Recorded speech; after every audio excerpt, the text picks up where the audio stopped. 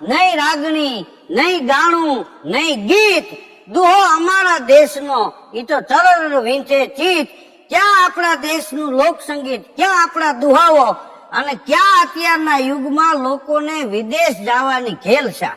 હમણાં એક દાદાનો મગજ તપી ગયેલો, તો કોઈએ કીધું કેમ દાદા? અરે કે આ જો ને ટીવીમાં હું જોઉં છું, પાકિસ્તાન વાળા ઈ કે જેમ છોકરા મા બાપ ને ઘેરે ધમકી મારતા હોય કે મારી હગાઈ કરી નાખજો નકર હું ગોળા ફોડી નાખી, એમ પાકિસ્તાન વાળા અવારનવાર કે ભારતને ધમકી મારે છે, અમે અણુ બોમ્બ ફેંકશું, અમે આમ કરી નાખશું, અમે તેમ કરી નાખશું. તો ઈવડા ઈ અણુ બોમ્બ આપણા ઉપર ફેંકે તો દાદા કે આપણે હું આ ફૂલેકામ ફોડવા રાખ્યા છે, આપણે ઝીકેડી દેવું, અમે કોઈથી બીતા નથી, ડર ગયા ઓ મર ગયા. હમણાં એક કાકા ને કાકી બે કે હાલો આપણે વિદેશ જાય, પાસપોર્ટ બનાવ્યા, હગાવાલાની લાગવાગ લગાડી અને એને વિઝા મળી ગઈ કે તમારે 3જા મહિનામાં આવવાનું છે. તૈયારી થઈ ગઈ, બધું સામગ્રી ભેગી કરી લીધી, થેલા લઈ લીધા, ગાડીમાં બેસી અને એરપોર્ટ ગયા. એરપોર્ટ ઉતર્યા ને ત્યારે કાકી એ કાકાને કીધું ઈ કે આપણી એક ભૂલ થઈ ગઈ. શું? તો કે ફ્રીજ સાથે લેતા ભૂલી ગયા. તો એનો ઘરવાળો કે ગાંડી, ત્યાં વિદેશમાં ફ્રીજ ને શું કરવું છે? તો કે આપણા પાસપોર્ટ ને ટિકિટ ને એ તો બધું એમાં પડ્યું. હવે ઈ એરપોર્ટ થી ત્યાં લેવા જાય ત્યાં તો અહીં પ્લેન ઉપડી જાય ને, કે એની રાહ જોઈને થોડા ઉભા રહે. અને ઘણા માણસો ને એવી ઓલી હોય છે ફ્રીજમાં વસ્તુ રાખો એ કોઈ દી બગડે નહીં. ફ્રીજમાં દહીં છે, દૂધ છે, બકાલું છે, ઈ વસ્તુ ન બગડે. એમાં કઈ પાસપોર્ટ ની ટિકિટ મૂકો માથે બરફ જામી જાય, તારીખ ભૂહાઈ જાય કઈ તારીખે જવાના, એ માણસ ને ખબર નથી. હમણાં એક યુવાન સિટી માંથી ગામડે ગયો તો એક દાદા સવારમાં ઓટે બેઠા બેઠા બાવળનું દાંતણ કરતા હતા. તો એ યુવાને દાદાને કીધું દાદા હવે તમે જૂની વાત બધી ભૂલી જાઓ, અત્યારે હાઈફાઈ યુગ છે, ટૂથપેસ્ટ વાપરો જેમાં હલ્દી ને ચંદન ને તુલસી ને આવા અનેક ગુણ હોય છે.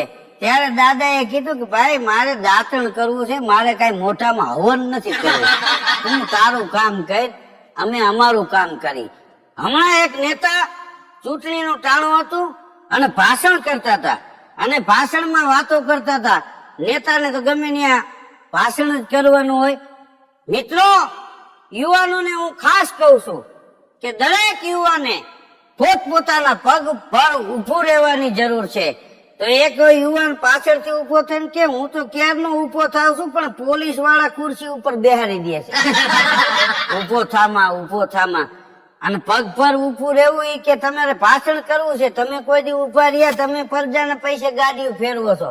તો નેતાનું મગજ ગયો, એ કે ભાઈ બોલવું અમારે કરવું અમારે, એ કે તમારે કઈ નહીં કરવાનું, અમે ખાલી બોલી દે, આ બધું કરવાનું તમારે. હમણાં એક ભાઈ ઘેરે ગયો અને એની ઘરવાળીની આંખમાં આહુડા જોયા. ઘણા માણસો તમે જો એવા બુદ્ધિ વાળા હોય, એની ઘરવાળીને જરા કઈ તબિયત નરમ થઈ જાય ને તો કે મારી ઘરવાળીને મજા નથી તો મારે તો રજા જ મૂકવી પડે ને, અને બા ગુજરી જાય દાડામાં હાજરી નથી આપતી. પણ એ ભાઈ ઘેરે ગયો, એની ઘરવાળીની આંખમાં આહુડા જોયા, ત્યાં તો બે બાકડો થઈ ગયો. પ્રિય, તારી આંખમાં આંસુડા હું જોઈ નથી શકતો, બોલ તને હું તકલીફ છે? તો બાઈ ઉભી થઈને કે તો આ ડુંગળી તમે સુતાર. ત્યારે ખબર પડી કે બાઈ તો ડુંગળી સુતારતી હતી, એટલે એની તીખાશ ના હિસાબે આંખમાં આહુડા આવ્યા હતા. ઘણા માણસો આવા હોય છે. એક ભાઈએ પોલીસ સ્ટેશને ફોન કર્યો, એ કે હાલો પોલીસ સ્ટેશન, તો કે આ પોલીસ સ્ટેશન થી બોલું, બોલો. અરે ભાઈ કે જો ને કેટલા ધમકી ભર્યા ફોન આવે છે. તો કે ક્યાંથી ફોન આવે છે? કે જીબી માંથી. આજ તો એવો ફોન આવ્યો હતો, એ કે તમે બિલ ભરી દેજો નહીતર કાપી નાખશું. અમારે આમાં હું સમજવું, અમારે ક્યાં જવું? અને બિલ એટલા બધા આવે છે જીબી ના કે જીપ નીકળી જાય. કે કેટલા બિલ આવ્યા? તો કે બિલ 40 રૂપિયા વાળા બે આવ્યા છે, 4 મહિના કે ભર્યા નથી, તો હવે કાપી નાખવાની વાત કરે છે. તે પોલીસ સ્ટેશન માંથી પોલીસ કે શાંતિ રાખો, એનું કહેવાનું એમ છે કે 4 મહિનાના 2 બિલ છે, 2 મહિનાના 1 બિલ, ઈ 40 રૂપિયાના તમે બિલ ભરશો નહીં તો તમારું કનેક્શન કાપી નાખશું. આમાં તમને કાપી નાખવાની વાત ન હોય, શાંતિથી ભૂઈ જાઓ. પૂરો પરીક્ષા ખંડમાં પરીક્ષા આપવા માટે ગયો.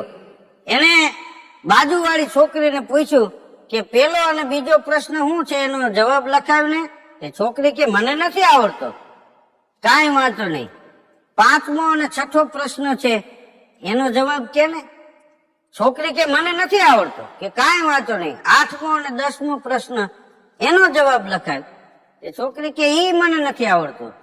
કે કાંઈ વાંધો નહીં, 11 અને 12માનો પ્રશ્ન છે એનો જવાબ કે ને. તો કે ઈ મને નથી આવડતો. અને પૂરાનું મગજ ગયું. ઈ કે રમલી, પરીક્ષાનું રિઝલ્ટ આવે અને તારે 80% આવ્યા હોય અને હું નાપાસ થાવ ને તો ક્રાઇમ પેટ્રોલમાં તારા મર્ડર નો એપિસોડ આવશે.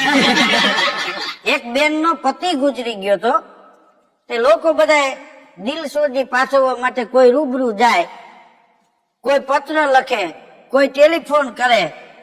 એમાં એની ઉત્તર ક્રિયા પૂરી થઈ.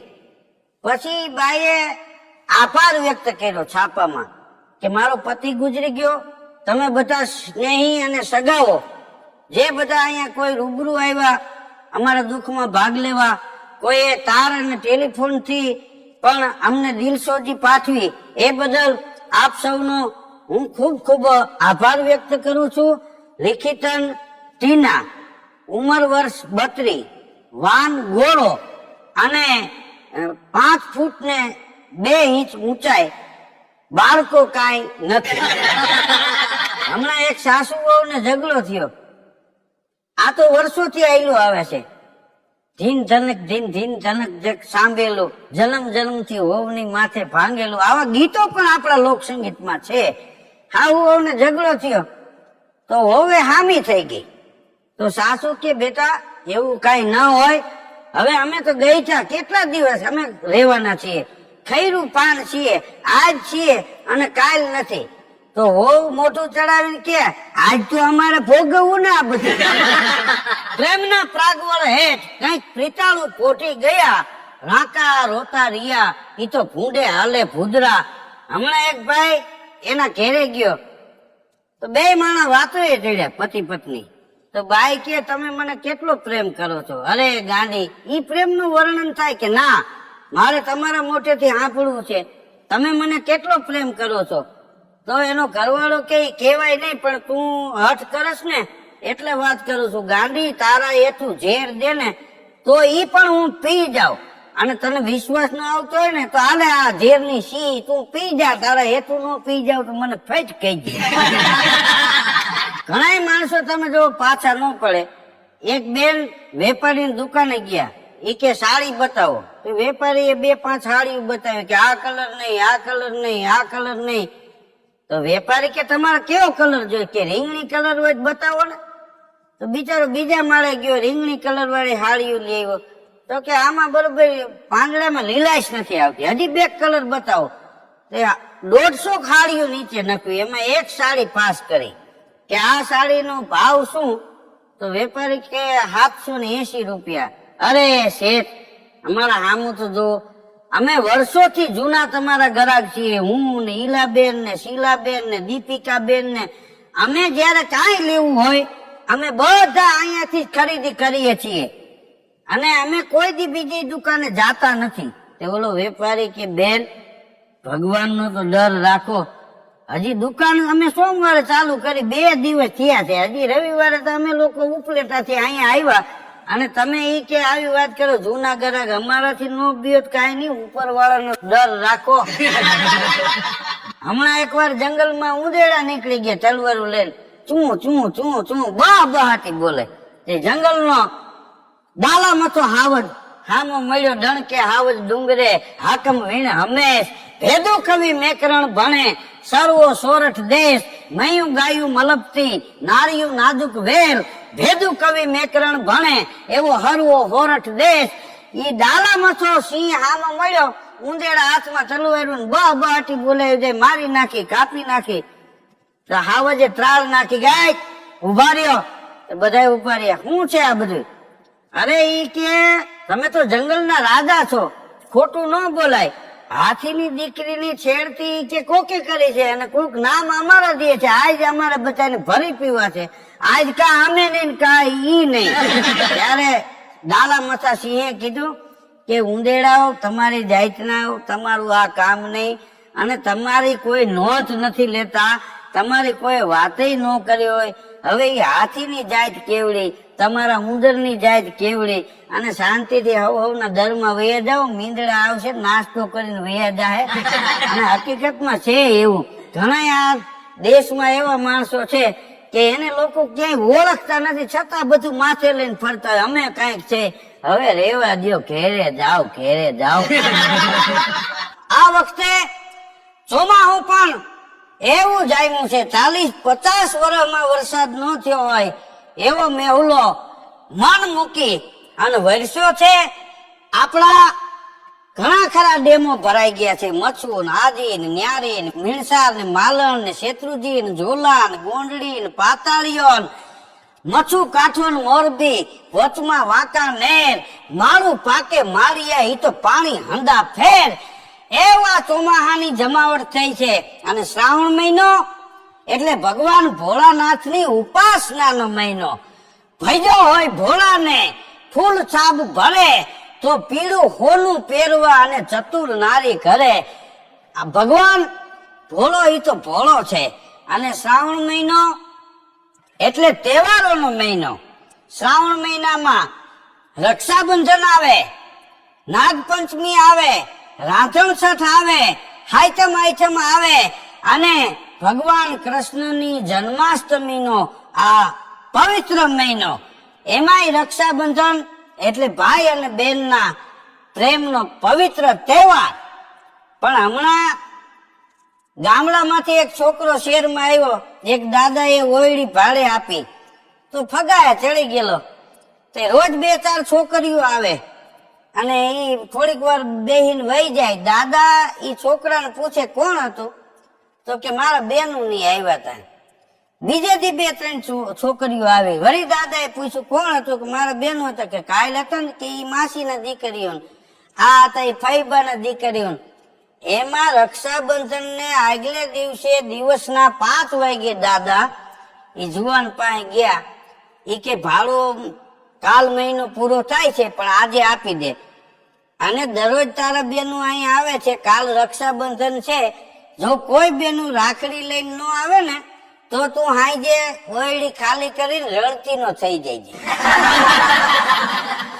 કારણ કે દાદા આ વાતને સમજી ગયા હતા. કારણ કે ઈ જૂના જમાનાના માણસ, જિંદગીનો અનુભવ છે એ વડીલો પાસેથી મળે. બુજુર્ગો માણસો પાસે બેહવું શું કામ? એની પાસેથી ઘણું આપણને જાણવા મળતું હોય છે. આમ તો રક્ષાબંધનનો પવિત્ર તહેવાર એટલે બળીરાજાની વાતની પણ આપણને ઝાંખી થાય છે કે પ્રાચીન કાળથી આ તહેવારો ઉજવવામાં આવે છે. અને તહેવારો લોક જીવનની સાથે ભળી ગયેલા હોય છે. એક રણછોડ દાદાએ દુહો લખ્યો છે કે વામન તે વૈરાટ બની, ભૂ ડગલા તીન ભરાત, બલી જાંચ્યો બહુ નામીએ, ગૌરવ આ ગુજરાત. ગુજરાતની ગાથા તમે વાંચો તો તમને ખબર પડે કે ગુજરાતમાં, સૌરાષ્ટ્રમાં, કચ્છમાં તમે આંટો મારો, એમાંય રાંધણ છઠ ને દિવસે ગામમાં 1-2 માણસોને લાડવા બનાવતા, મોહનથાળ બનાવતા, દર બનાવતા આવડતું હોય તો આખું ગામ એની વાહે વાહે ફરતા હોય. તો કે હજી ભાઈ 2-3 જગ્યાએ જવાનું છે, પછી તમારો વારો આવે. એમાં સિટીમાંથી એક મહેમાન ગામડામાં આવ્યો હતો અને ગામડાના બાયું વાતો કરતા હતા, તમે કેટલી ખાંડ જોઈએ? તો કે અમે 5 કિલો. તમે કે અમે 10 કિલો. તો સિટીનો મહેમાન કે આ લોકો ખાંડ ધોવે તો ઓગળી ન જાય, એને સુકવશે ક્યાં? પછી ગામડાનો માણસ કે મૂંગો રે, આ ચાહણી બનાવે ને એને જ ખાંડ ધોય કહેવાય. પછી હાઈતમ ને દી ચૂલા ઠરી ગયા હોય, પુરુષ સળગતા હોય. શું કામ? કે બાઈએ એટલું બધું મગાયું હોય, લાડવાનો રંગ નથી ને ઓલું નથી ને ચણાનો લોટ કઈચો છે ને. એક બાજુ આ લોકોને જુગાર રમવાની ઉતાવળ હોય. શ્રાવણ મહિનામાં શ્રાવણીઓ જુગાર બધા બહુ રમે. આ એક વાર એક બે મિત્રો બેઠા હતા, તો એક ભાઈએ બીજા મિત્રને કીધું ઈ કે આઈથમે જુગાર રમવા જાવું છે, આ આઈટમ ના જુગારમાં જીએસટી નહીં લાગે ને? એનો મિત્ર કે જીએસટી એમાં ન લાગે, પણ એફઆઈઆર ફાટે આવે, જેલ ભેગી ના કરી દે. આઈથમે આમ તો પરિવારમાં 3 વિભાગ પડી જતા હોય. હા, કોઈ બહાર ગામ ગયા હોય, કોઈ અટાણું કરવા ગયા હોય, કોઈ ઘેરે હોય, કોઈ મેળામાં ગયા હોય. 2-3 વિભાગ પડી જતા હોય. એક દાદાને મેં પૂછ્યું, મેં કીધું આ બધા ક્યાંય ગયા? મને કીધું ને આ વહુ ને તેડી ગયા છે, દીકરીઓ આટો મારવા આવી છે, છોકરા મેળામાં ગયા છે. તો કીધું તમે એક અહીંયા કીરે, તો મને કે મને સુવાસ ચડે એટલે, બાકી નહીતર હું કોઈ દી કીરે હોય. પૂજ્ય અમારા પાડોશી ને હું નાગપાંચમ ને દી નીકળી જાઉં ને, ભાદરવી અમારનો મેળો પૂરો કરી અને પીપળે પાણી રેડીને ઘીરે આવું, ત્યાં સુધી અમારા પિતૃ ની વાં જ રાહ હોય, આ ઘીરે ન હોય. એવા અમુક જુગાર રમતા હોય. આ જુગાર રમવું ઈ પણ એક ગુનો છે, પણ વર્ષોથી લોકો રમતા આવ્યા છે. આઈટમ કરવા બાયું જાય ને તો ઈ ઘરેણા લેતા જાય. શું કામ કે આ ઝીણી રમવામાં ક્યાંક આને નો વેચી નાખે. પછી ઈ આટો મારવા ગયું હોય ત્યાં એની બા હોય ઈ ઘરેણા મૂકી દે, કારણ કે બાયું ઝીણી કરવા બેહી ગઈ. હા, નકર ઈ ટંગડી આવે જ મૂકી દે. આમ તમે જોવો ને તો અત્યારે જીએસટી લાગુ પડ્યું છે. મેં એક દાદાને ગામડામાં પૂછ્યું, મેં કીધું જીએસટી આવ્યું તો આના વિશે તમારે શું કેવું? મને કે કાકા અમારા ગામમાં હજી એસટી નથી આવી, જીએસટી ની ક્યાં વાત કરે? હા, એવી તારે કોઈ દી વાત જ નથી. એક જણો તો દવાખાને ગયો, ડોક્ટર સાહેબ ને કે તાવ આવી ગયો છે. તો કે આ વાતાવરણની અસર છે ને, આ ઝીણો વરસાદ વરસે છે અને મચ્છર ને માખીઓ ને એના હિસાબે કદાચ હોય. આ દવા આપું છું, 3જે દિવસે પાછો બતાવી જાય છે. કે બોલો 3જે દિવસે ગયો એટલે ડોક્ટર સાહેબે પૂછ્યું કે તાવ વયો ગયો? હા, તાવ વયો ગયો સાહેબ, પણ મારો જીવ બહુ મૂંઝાય છે. તે ડોક્ટર કે હવે ચિંતા કરીમાં ઈ વયો જાય. આમાં હું સમજવું એમ. અત્યારે જો કે ટેકનોલોજી આવી ગઈ છે, ડોક્ટરો પણ હારા છે, અને એમાંય લોકો જે મેળે જાતા હોય, એમાં એક ભાઈને પૂછ્યું કે ક્યાં જવું છે? તો કે મેળે જવું, મેળે. તો કે તારે નથી આવવું? કે ના અમારે તો જુગાર રમવા જવું છે. હવે આઈટમે ગામડામાં હોય 100-150 રૂપિયા, એમાં કે હાલો મગનભાઈ ની વાડીએ. કે ના ત્યાં બાજરો નીચો છે ને, વળી કોક જોઈ જાય, હાલો પેથાભાઈ ની વાડીએ વહી જાય. હવે 150 રૂપિયામાં હાથ વાડીયું ખૂંદે. હા, હવે એની પાસે ક્યાં લાખો રૂપિયા છે? કોઈ જોઈ ન જાય, કોઈને ખબર ન પડી જાય. તું ઓલી બાજુ થઈને આવ્યો, હું મગન કાકા ની વાડીમાં થઈને આવું. નોખા વળી 4-5 જણા ત્યાં ભેગા થાય. એ ભેગા થાય તો બપોર થયા હોય. અને ઓલા મેળે ગયા હોય ને, મેળે ગામડામાં જવું હોય તો એ હાઈ ટ્રેક્ટર વાળા રિક્ષા વાળા નક્કી કર્યું હોય કે 15-20 જણા 25 જણા થવાના છે, તો ઈ જાતી વખતે ભાડું પેલા લઈ લે, રિટર્ન ભાડું. શું કામ કે પછી વળતા કોઈ પાસે પૈસા હોય ન હોય તો આપણે માથાકૂટ નહીં. અને ઈ ટ્રેક્ટર આડ રસ્તામાં જતા હોય ને હોકરો આવે ને તો કે ધક્કા મારવા ઉતરજો. રૂપિયા દઈને ધક્કા મારતા હોય ને ગારા વાળા પગ થઈ ગયા હોય, અને ઈ મેળામાં જાય, કોઈ ફદરમાં બેઠા હોય, વળી એકાદો નોખો પડી જાય તો એને પાછા હાજ સુધી ગોત. હવે મેળામાં ગયા છે કે આવડા સંતા કુકડી રમે ઈ આપણને નક્કી ન થાય. અને હાઈ જે હાવ ટાટા બોર થઈ અને આવે તો આપણે પૂછી ક્યાં ગયો તો? કે ભાઈ મેળે ગયો તો, જો ને કે થાકી ગયા. પણ તે ઘેરે બેહીને અહીંયા ઘેરે મેળ રાખો એને મેળો જ કહેવાય. હવે આમાં વિરોધાભાસ ઈ છે કે આઈટમ નો તહેવાર આવે ત્યારે ગામડા વાળા છે એ બધા શહેરમાં મેળો કરવા જતા હોય, અને સિટીમાં જે લોકો રહે છે એ બધા ગામડે વનભોજન કરવા જતા હોય. તો રસ્તામાં હામાં ભેગા થાય તો ઉભા રહે અને પૂછે કે તમે ક્યાં જાવ છો? તો ગામડા વાળા શું કે, જો ને આ નાગપાંચમ થી વાહે પડી હતી કે એક દી મેળામાં લઈ જઈજો, એક દી મેળામાં લઈ જઈજો. તો આજ અમે મેળામાં જાય છીએ. તમે? તો કે અમારે આ 3 દિવસે વાહે લાગી હતી, વન ભોજન કરવા જવું છે. ઓલો ભાઈ કે હવે વન ભોજન ના દીકરા થાવમાં 3 વર્ષ પેલા તમે એ બાજુના ખેતરમાં નીંદતા હતા, આ તો 2 એકર વેચીને શહેરમાં રહેવા ગયા. ચાલો વન ભોજન કરવા. હવે ઘેરે બેહો. અને મેળાની પાછી એક મજા છે. હા, એક દાદા એના દીકરાને વાત કરતા હતા. ઈ કે બેટા, એક સમય એવો હતો કે 10 રૂપિયાનું હું હટાણું કરવા જતો ને, 10 રૂપિયાનું હટાણું કરીને ઘેરે આવતો તો 1 મહિનો હાલતી વસ્તુ કોઈ વસ્તુ ઘટતી નહીં. તે છોકરો કે દાદા ત્યારે એટલું બધું સસ્તું હતું? દાદા કે ના એવું નહીં, પણ તેદી કે સીસીટીવી કેમેરા નહોતા એટલે અડધું એમને બઠાવી લેતા. આવો એક ઈ યુગ હતો. અત્યારે જો કે જમાવટ થઈ ગઈ છે. તમે સિટીમાં જાઓ, ગામડામાં જાઓ, આનંદ જ આવ્યા કરે. હાથમે લોકોની મોજ કઈક અલગ પ્રકારની હોય છે. ઘણી વાર તમે જો કોઈ માણસ પૈસા નો હોય ને આનંદ કરે છે ને, એટલો આનંદ પૈસા વાળા નથી કરતા. ગમે એની ચાલુ ગાડીએ ચડી જવા વાળા. ક્યાં જવું છે? તો કે અમે તો ભાવનગર જઈએ. તો કે હાલો મારે નહીં આવું. ચાલુ ગાડીએ ચડી જાય. કોઈને વળી પૂછે તમારે ક્યાં જવું છે, તો મને એમ કે રાજકોટ નું કેવું ના પાડશે. ઈ કે અમારે લોથિકા જવું. તો કે હાલો મારે ત્યાં થોડુંક કામ. ઘણી વાર ગાડી વાળા હિસાબ કરે ને તો ગાડીમાં એના ઘરના પરિવારના સભ્યો નહીં બેઠા હોય, એટલા ગામમાં રેઠા રખડતા હોય બેઠા. હા, અમુક આટા જ મારતા હોય. ગમે ત્યારે તમે જુઓ તો એ ઓટે બેઠા હોય. એનું સીટિંગ કેટલું?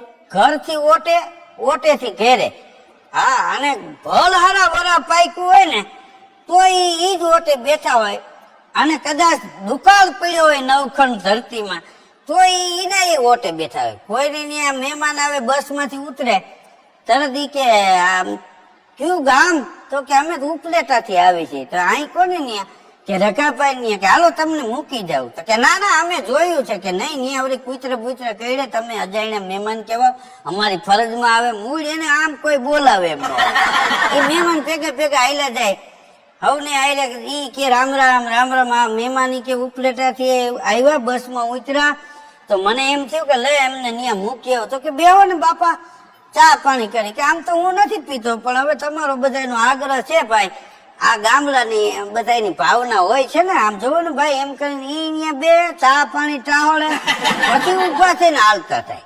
હા, અને અમુક માણસો તમે જોવો ને તો જિંદગીમાં હરામ કોઈ દી કઈ કામ કરવું હોય. એક ભાઈ ના બાપા ગુજરી ગયા, કોઈ પૂછ્યું ઈ કે તમારા બાપુજી ગુજરી ગયા? તો કે હા.